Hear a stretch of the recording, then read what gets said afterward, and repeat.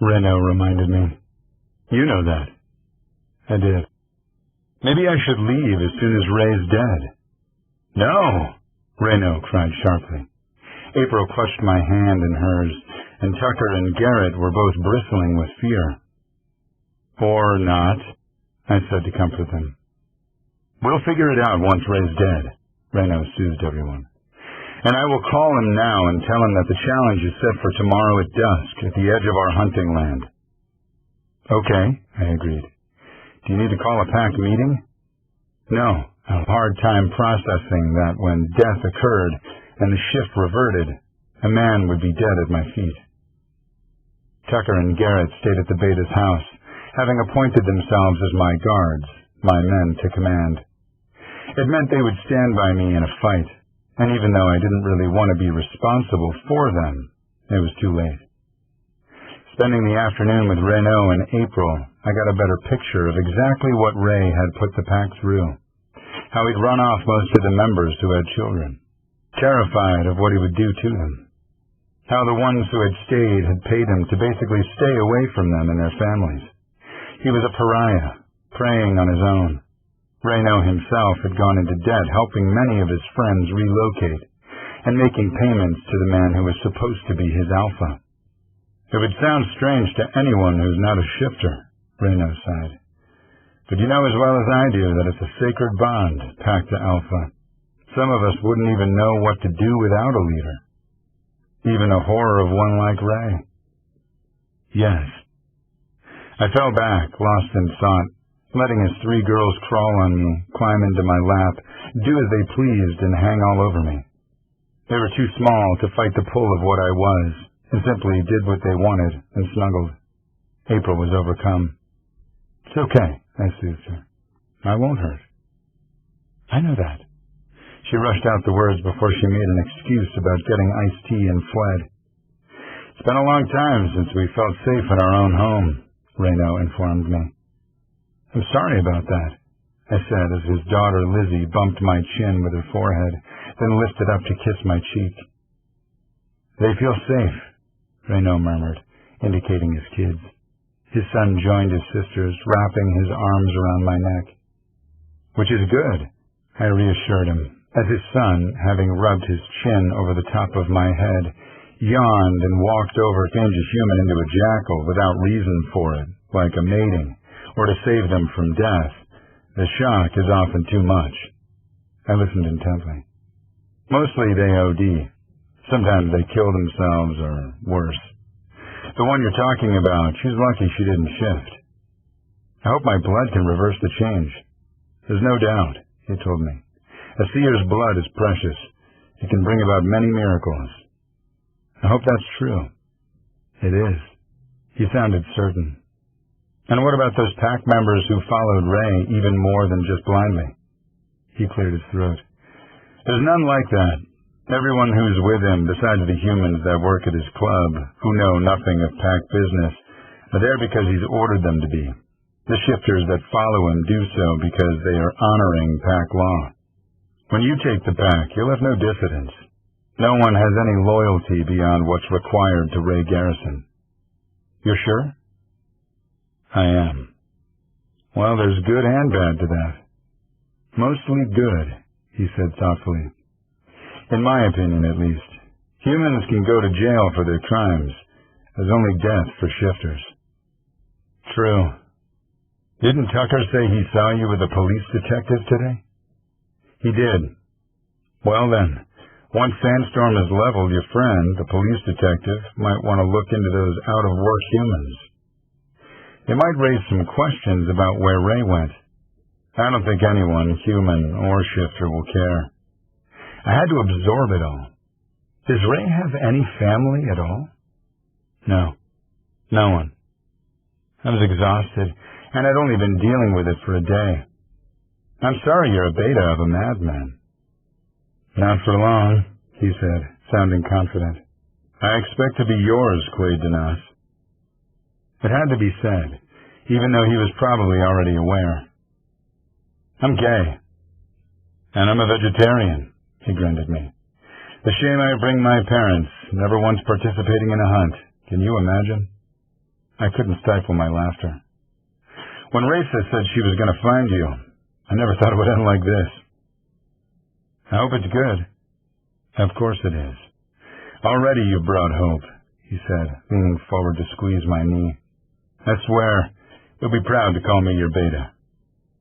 Since I would be honored to have a man like Reno Santos stand at my side, throw his lot in with mine, and be counted as my second, I found it difficult to speak around the lump in my throat. The privilege will be mine. He patted me gently and leaned back, then sighed, deep and resonant, as he gazed at his children. Thank you, my alpha. There was nothing more to say.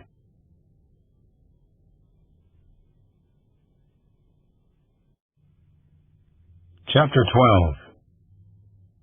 Tucker wanted to go with me, as did Garrett, but seeing Dell and Novin would be odd enough without an audience. So you're getting to the restaurant how? Garrett asked. You tell me, I prodded him. I think you should take the 101 to the 51, get off on Shea, take that over to Tatum, and then take that up to McDonald. I think that'll be better than taking Lincoln to Tatum. You're high, Tucker assured him before turning to me. Take Lincoln. One would take me a longer route through Paradise Valley, which I didn't mind. I was really in no hurry. It was nice that Tucker trusted me to take his car, the only one left unmarked during the drive-by attempted on my life earlier in the day. They hadn't started shooting until they'd passed the silver Toyota Highlander. They had really wanted to go with me, my self-appointed bodyguards, but I made them take the night off, promising to see them the following day. Driving toward Camelback Mountain, I was reminded of how many times Novin and I had hiked it in the past. There were so many random memories laying in wait, ready to tackle me. The restaurant was gorgeous, new and upscale, a foodie wonderland, with a patio encased in glass so you were safe from the cold in the winter and the heat in the summer. I understood why Novin and Dal liked it. The view of the grounds, the resort, and the mountaintop was spectacular. Despite driving slowly, I was still early, so after checking in with the hostess, I went, "You in the house?" "I'm in the kitchen." "You are not," I chided him. "Sounds like someone's mowing the lawn. But since the lawn is currently covered in snow, that makes no sense. Are you out getting something stupid like pie? You actually think Linus would allow me to leave the grounds this late?" "Yeah, you have a point. So why are you calling me?" "You know why. If I did, I wouldn't be asking. I wanted to make sure you were all right."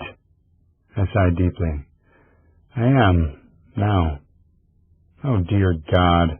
Was that you actually needing me?" "No," he chuckled. "No? Shut up. You sound really good." "What?"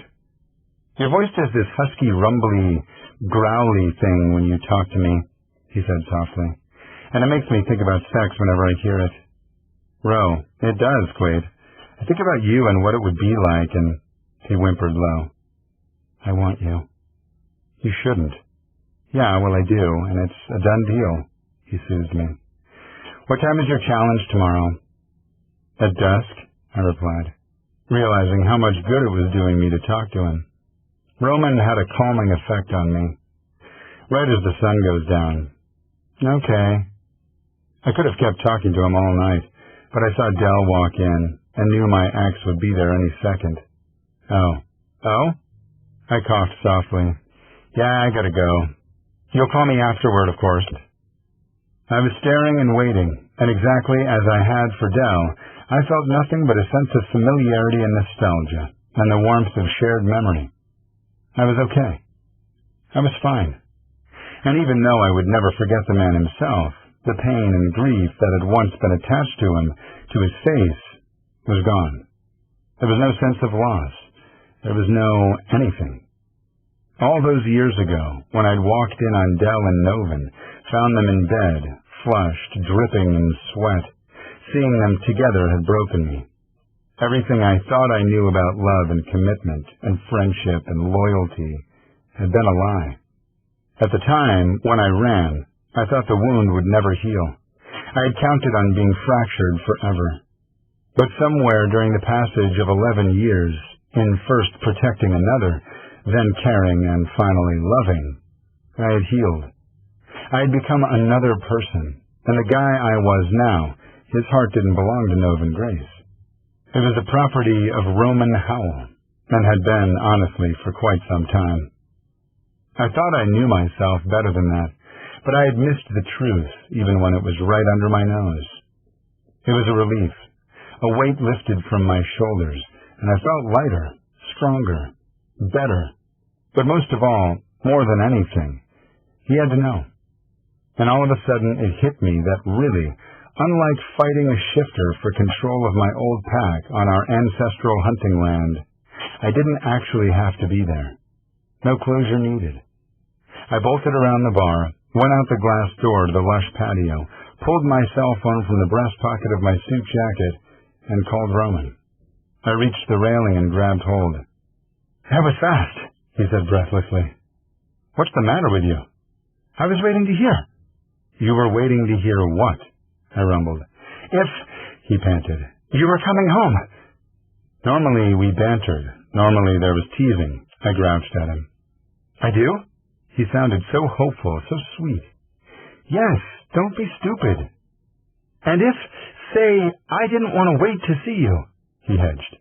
"If I said being away from you was so unnatural, so alien and plain stupid that I went against your express orders to remain behind, would you be mad?"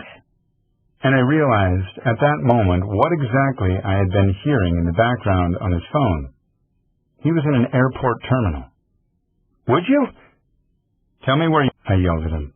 "You're not supposed to put yourself in any sort of—" "I had to come, Quaid," he entreated. "I couldn't do anything else."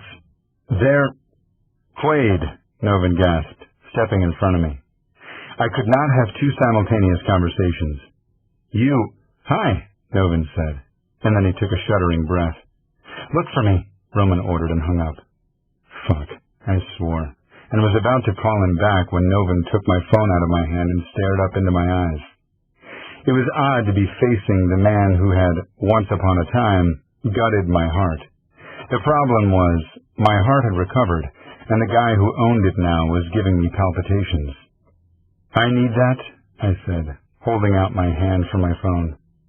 "Could you maybe talk to me?" "In a second," I promised. He handed me my cell back, and I punched the number and waited. The call went straight to voicemail. I could only assume that Roman was, in fact, on his way. After putting the phone back into the breast pocket of my suit jacket, I finally gave Novan Grace my attention, and took a moment to appreciate what 11 years looked like on the man. Novan had always been beautiful. Tall, with long, lean muscles, he was built like the contemporary dancer he'd been in college, and for a few years after. We had met when he was on his second career, that of a social worker, after he'd blown out his knee. I had been as drawn to his passion to help as I was to his gorgeous brown eyes, his delicate features, his small, short upturned nose and deep dimples, his thick chestnut brown hair, which used to fall past his shoulders, was short now, framing his face, and his beautiful, full, dark lips were open in a mute gasp. "You look good." My words seemed to break some sort of trance in him, and he reached up and put a hand on my cheek. "It's nice to see you," I said, covering his hand with mine and squeezing tight for a second, before I lifted it away and took a step away from him. He followed me quickly, barring my retreat as if I was trying to run. Again. "Jesus, Quaid, where have you been?" "In Maine," I replied, because it was the truth. He couldn't seem to stop staring. I sat across from Novan and Dell. We'd said nothing since each of us had responded to the waiter,